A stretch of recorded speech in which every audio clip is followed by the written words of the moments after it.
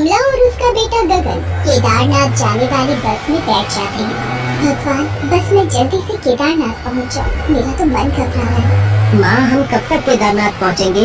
गगन बेटा, कल सुबह तक हम केदारनाथ धाम पहुंच जाएंगे। हे भोले भंडारी, मैं पूरे 2 साल बाद फिर से आपके पवित्र धाम केदारनाथ आ रही और मुझे सब कुछ दोबारा याद आ रहा है। सुनिए, आज बड़ी जल्दी मंदिर के लिए तैयार हो गए। हाँ कमला, आज शिव मंदिर में किसी भक्त ने महापूजा करवानी है तो जल्दी पहुँचना है। पंडित शौर्यानंद काफी सालों से शिव मंदिर में पंडित का कार्यभार संभाल रहे थे। वह बहुत ही मेहनती और श्रद्धालु थे। शिव मंदिर में आए भक्तों के द्वारा दी गई सेवा, पूजा अर्चना को वो बहुत महत्व देते थे। सबसे विनम्रता से बात करना उनके स्वभाव में शामिल था।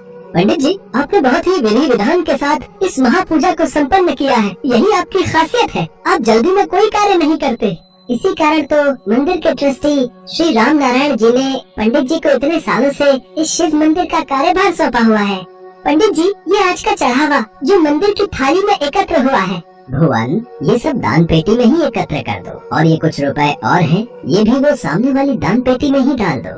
भुवन, ये आज गोपाल उदास क्यों बैठा है? क्या हुआ गोपाल, तुम उदास क्यों हो? बापूजी, बेटे का स्कूल में दाखिला करवाया था, 2000 रुपए कम पड़ रहे हैं।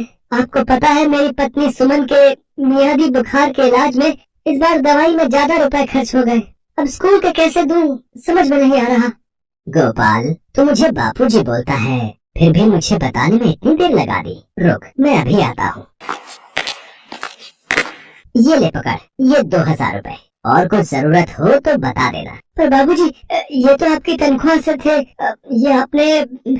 कोई बात नहीं गोपाल, मेरे से ज्यादा तुझे इन पैसों की जरूरत है। बापूजी, आप सचमुच बहुत दयालु हो, आपका बहुत बहुत शुक्रिया। पंडित जी के इसी स्वभाव के कारण मंदिर के सभी सेवक उनकी बहुत इज्जत करते थे। एक दिन राम नारायण जी दर्शनों के लिए मंदिर पहुँचे तो उन्होंने देखा। भुवन, गोपाल, आज सोमवार का दिन है। शाम के वक्त भक्तों की भीड़ ज्यादा रहेगी, इसलिए मंदिर के द्वार आज रात्रि 10 बजे तक खुले रखना, ताकि भक्त भोले बाबा के दर्शन आराम से कर सके। और ध्यान रहे, सभी भक्तों को खीर का प्रसाद भी बांटना है। जो आज्ञा पंडित जी। पंडित जी, आप भक्तों के बारे में कितना सोचते हो? आपकी शिव भक्ति देखकर मुझे बड़ी प्रसन्नता होती है। ये तो मेरा अहोभाग्य है कि इस जन्म में मुझे भोलेनाथ की सेवा करने का सौभाग्य प्राप्त हुआ। अच्छा पंडित जी, आप तो भोले भंडारी के बहुत बड़े भक्त हो, आपकी भी तो उनके किसी एक पवित्र धाम जाने की इच्छा होती होगी।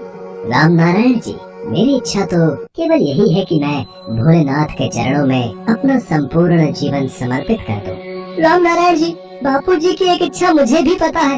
वो केदारनाथ धाम की यात्रा करना चाहते हैं, पर पैसों की तंगी की वजह से वो इस यात्रा को अभी तक संपूर्ण नहीं कर पाए हैं।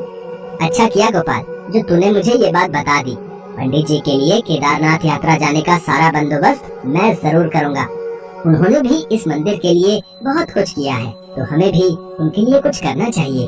राम नारायण जी ने केदारनाथ जाने की टिकटें पंडित जी और उनके परिवार के लिए करवा दी थी और वह पंडित जी के पास गए और उनसे बोले, पंडित जी, मुझे पता है आपकी बहुत इच्छा है कि आप केदारनाथ यात्रा करो, इसलिए मैंने आपकी टिकट करवा दी है। शायद ये भगवान भोलेनाथ की इच्छा है कि आप उनके धाम की यात्रा करो। बाकी मंदिर की आप चिंता मत कीजिए, जब तक आप यात्रा करके आएंगे तब तक गोपाल और भुवन मंदिर की पूरी देखभाल करेंगे। हाँ बापूजी, आप अपने परिवार के साथ केदारनाथ यात्रा पर जाइए, पीछे से बिल्कुल चिंता मत करना, मैं मंदिर का ख्याल रखूंगा। ठीक है राम नारायण जी, जैसी मेरे भोलेनाथ की इच्छा, मैं केदारनाथ यात्रा पर जरूर जाऊंगा। पंडित जी भगवान भोलेनाथ का नाम लेते हुए कमला और बेटे गगन के साथ केदारनाथ यात्रा पर निकल पड़ते हैं। बाबा, ये नज़ारा तो बहुत सुंदर है, ये ऊंचे ऊंचे पहाड़ तो बहुत ही अद्भुत लग रहे हैं। हाँ बेटा गगन, केदारनाथ धाम अपने आप में ही बहुत अलौकिक है। केदारनाथ मंदिर 4 धाम यात्रा में से एक है, जो उत्तराखंड के हिमालय पर्वत की गोद में बसा हुआ है। केदारनाथ हिमालय श्रृंखला के बीच एक प्रमुख तीर्थ स्थल है, जहां भगवान शिव का ज्योतिर्लिंग स्थापित है। केदारनाथ मंदिर का ये ज्योतिर्लिंग सभी 12 ज्योतिर्लिंगों में सबसे महत्वपूर्ण है। जितना खूबसूरत केदारनाथ मंदिर है, उतनी ही खूबसूरत इसके आसपास की जगह भी है। सुनो जी, हमारे तो भाग्य खुल गए जो हमें भगवान शिव के परम धाम केदारनाथ की यात्रा का अवसर मिल गया। हाँ कमला, वो देखो, हम केदारनाथ मंदिर पहुंच ही गए। आओ भगवान भोलेनाथ के ज्योतिर्लिंग के दर्शन करते हैं। पंडित शौर्यानंद जी कमला और गगन के साथ केदारनाथ मंदिर के दर्शन करते हैं और भगवान भोलेनाथ की पूजा अर्चना करते हैं। सुनो जी, पिछले 2 दिन से बारिश तो मानो यहाँ बंद होने का नाम ही नहीं ले रही है और अब तो कुछ ज्यादा ही तेज हो गई है। सुनिए, धर्मशाला में चलते हैं, शाम के वक्त गगन को घुमा देंगे। हे भोले भंडारी, आपके दर्शन करके मेरा जीवन कृतार्थ हो गया। आपकी केदारनाथ धाम की यात्रा का सुख प्राप्त हो गया।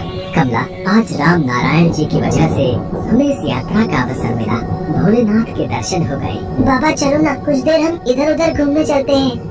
सुनो जी, पिछले 2 दिन से बारिश तो मानो यहाँ बंद होने का नाम ही नहीं ले रही है और अब तो कुछ ज्यादा ही तेज हो गई है। सुनिए, धर्मशाला में चलते हैं, शाम के वक्त गगन को घुमा देंगे। ठीक है, संध्या आरती के समय ही आ जाए। अपने आप को बचाओ, नदी के पानी का बहाव तेजी से हमारी ओर ही आ रहा है। सब लोग सुरक्षित स्थानों पर चले जाओ।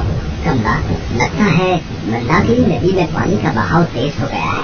चलो किसी सुरक्षित स्थान पर जाकर खड़े हो जाते हैं। लोग अपने आप को बचा पाते इससे पहले हिमखंड टूटने से मंदाकिनी नदी में बाढ़ आई। हजारों की संख्या में लोग बाढ़ की चपेट में आ गए थे। मूसलाधार बारिश और बाढ़ का कहर। पंडित जी, कमला और गगन उस बाढ़ में डूबने लगे। कमला, तुम दोनों मेरा हाथ मत छोड़ना। कमला, गगन, हे भोलेनाथ, मेरी पत्नी और बच्चे की रक्षा। कमला ने मंदिर के खम्भे को पकड़ लिया और एक हाथ से गगन का हाथ पकड़े रखा, पर पंडित जी का हाथ कमला के हाथ से छूट गया और वो आगे की ओर बह गए। गगन के बाबा! क्या हुआ कमला, सब ठीक तो है? केदारनाथ मंदिर आ गया। चलो गगन बेटा, मेरा हाथ पकड़ लो। राम नारायण जी, मुझे तो बड़ी घबराहट हो रही है। 2 साल बाद इन्हें देख रही हूँ। माँ वो रहे पापा, वो सामने मंदिर के बाहर बैठे हैं। मैं जानता था पंडित जी अवश्य ही जीवित होंगे। हे भोलेनाथ, आपकी लीला अपरंपार है। पिछले 2 सालों में ये सब कुछ भूल चुके हैं। बस भोले भंडारी और उनके भक्तों की सेवा में ही दिन रात लगे रहते हैं। शायद आप लोगों को देखकर पहचान जाए। बाबा, बाबा, मैं आपका गगन। गगन, हम तुम्हारे बाबा को वापस काशी ले चलते हैं। वहाँ जाकर इन्हें सब कुछ याद आ जाएगा। काशी जाकर राम नारायण और मंदिर के सेवक भुवन और गोपाल पंडित जी को धीरे धीरे सब कुछ याद दिलाते हैं। धीरे धीरे पंडित जी को सब कुछ याद आ जाता है।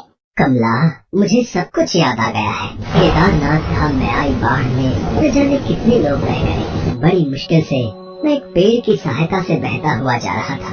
तभी सुरक्षा कर्मियों ने मेरा बचाव किया। पानी में डूबने और घबराहट में मैं कई दिन बेहोश रहा और अपनी याददाश्त भूल गया था। भोलेनाथ का शुक्र है पंडित जी कि आपको अब सब कुछ याद आ गया। भोलेनाथ की कृपा है राम नारायण जी कि आज उन्होंने मुझे मेरे परिवार और आप सबसे मिलवा दिया। नारायण एक 13 साल का अनाथ लड़का था। उसका अपना कोई नहीं था।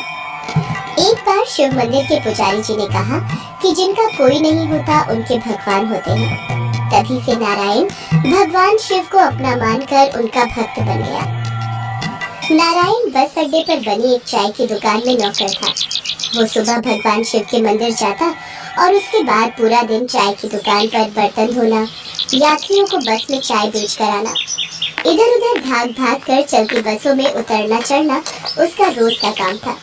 ऐसे ही एक दिन, चाय, गरम चाय। भैया चाय दूं? इलायची अदरक वाली गरम चाय। नारायण जल्दी उतर, मेरा बस चलाने का समय हो रहा है। चल चल। मुकेश भैया, आपको पता है जब तक मैं आपको चाय न दे दूं मैं बस से नीचे नहीं उतरता। ये लो आपके हिस्से की गरम गरम चाय। पिछले 7 सालों से तुझे देख रहा हूँ। तूने अपने माता पिता के देहांत के बाद अपने आप को अकेले संभाल ही लिया। अरे मुकेश भैया, मुझे मेरे भोले भंडारी ने संभाला है। मेरे शिव शंकर बाबा ही तो मेरे माता पिता है और उन्हीं के आशीर्वाद से मैंने दुनिया में जीना सीख लिया है। अच्छा चलता हूँ भैया, दूसरी बस में भी चाय देने जाना है।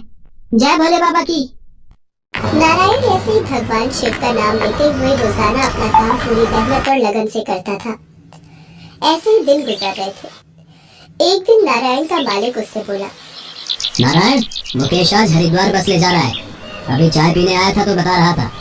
सावन का महीना चल रहा है, मैं तो जा नहीं पाऊंगा। तू उसकी बस में हरिद्वार चला जा और गंगा जल ले आ। ठीक है माधव भैया। नारायण मुकेश की बस में हरिद्वार के लिए चल पड़ता है। रास्ते में नारायण कांवड़ ले जाते कांवड़ियों को देखता है। जय बम भोले, जय बम भोले, जय बम भोले। नारायण मुकेश से इस बारे में पूछता है, मुकेश भैया ये कौन है? जो यहाँ से गुजर रहे हैं, ये तो भगवान भोलेनाथ का नाम लेते हुए जा रहे हैं। इन्हें देखकर तो बहुत ही अच्छा लग रहा है। नारायण बेटा, ये सब भोले बाबा के भक्त कावड़ यात्रा कर रहे हैं। ये पैदल हरिद्वार तक यात्रा करेंगे, फिर वहाँ से जल भरकर लाएंगे और अपने अपने शहर के शिव मंदिर में शिवलिंग पर जल से अभिषेक करेंगे, समझे? नारायण अभी मुकेश की बातें सुन ही रहा था कि तभी चलती बस में से उसकी नजर एक जय बम भोले, जय बम भोले, जय बम भोले, बहुत जय धीरे बम, धीरे जय बम भोले, जय पर बम भोले, अचानक वो जय बुजुर्ग बम रुक जाता भोले। है। मानो पैदल चलते हुए वो बहुत थक गया है। मुकेश भैया, जरा बस को रोकना, मैं अभी आया। उस व्यक्ति के हाथ से कावड़ छूटने ही वाली थी कि अचानक नारायण भागकर उस व्यक्ति को संभाल लेता है और कावड़ को पकड़ लेता है। जीते रहो बेटा, तुमने समय पर आकर मुझे संभाल लिया। बाबा, आप इतनी दूर पैदल यात्रा कैसे कर पाओगे? आप थक जाओगे। बेटा, मेरी पत्नी अब इस दुनिया में नहीं है। अपनी पत्नी की आखिरी इच्छा पूरी करने के लिए ही मैं ये कावड़ यात्रा कर रहा था। मेरी पत्नी की बहुत इच्छा थी कि वो कावड़ के जल से भगवान शंकर के शिवलिंग का जलाभिषेक करे, पर वो अपनी आखिरी इच्छा लिए इस दुनिया से चली गई। बेटा, मेरा बेटा बहू विदेश में रहते हैं और वो इन सब चीजों को नहीं मानते, इसलिए उन्होंने ये कार्य करने से साफ मना कर दिया। इसीलिए मैं खुद ही कावड़ यात्रा पर निकल पड़ा, पर अब उम्र हो गई है, शायद इसीलिए अब चला नहीं जाता। पता नहीं ये कावड़ यात्रा पूरी भी कर पाऊंगा या नहीं। मेरी पत्नी की आखिरी इच्छा कहीं पूरी होने से रह न जाए। ऐसा मत कहो बाबा, मैं आपके लिए हरिद्वार से कावड़ का जल लेकर जरूर आऊंगा। आप बस में बैठ जाओ, ये बस हरिद्वार ही जा रही है। आप वहाँ गंगा जी के तट पर पूजा पाठ करके विश्राम करना, तब तक मैं भी पैदल यात्रा करके पहुँच जाऊंगा। फिर आप गंगा जी के दर्शन करके वापस शहर लौट आना। आप मुझे अपने घर का पता दे दो, मैं आपके घर कावड़ का जल लेकर पहुँच जाऊंगा। आप निश्चिंत रहो। कलयुग में श्रवण कुमार जैसे बालक को देखकर उस बुजुर्ग व्यक्ति की आंखों में आंसू आ जाते हैं और वो नारायण को गले से लगा लेता है। नारायण मुकेश से कहकर उस व्यक्ति को बस में बैठा देता है और खुद जय बम भोले का जय बम भोले, जय बम भोले, जय बम भोले, जय बम भोले, जय बम भोले, जय बम भोले, जय बम भोले, जय बम भोले, जय बम भोले। वो भगवान शंकर का नाम लेता हुआ यात्रा कर रहा था। जय बम भोले, हरिद्वार से उस बुजुर्ग जय के बम घर भोले, तक कब जय बम भोले, उसे जय पता ही बम नहीं भोले। चला। मानो भगवान शंकर स्वयं उसके जय साथ बम चल रहे भोले। थे। बाबा, मैं हरिद्वार से कावड़ में जल ले आया हूँ। बेटा, इस कलयुग में तुमने हमसे कोई रिश्ता ना होते हुए भी हमारे बेटे का फर्ज निभाया है। आज से तुम मेरे बेटे हो। तुम्हारे कारण आज मेरी पत्नी की अंतिम इच्छा पूरी हुई है। आज उसकी आत्मा बहुत खुश होगी। आओ, आओ, मेरे साथ मिलकर तुम भी भगवान शंकर के मंदिर में जल से अभिषेक करो। आओ। नारायण की आंखों में आंसू आ जाते हैं। उसे पिता के रूप में वो बुजुर्ग व्यक्ति जो मिल गए थे उसे भक्ति का फल दे देते हैं। नारायण उस बुजुर्ग व्यक्ति के साथ भगवान शंकर के मंदिर में पूजा करता है। उसके बाद वो चाय वाले माधु को भी गंगा जल देकर आता है। माधु और मुकेश भी नारायण के आने वाले उज्जवल भविष्य की कामना से उसे आशीर्वाद देते हैं। भगवान शंकर के आशीर्वाद से नारायण के जीवन के सारे दुख दूर हो जाते हैं।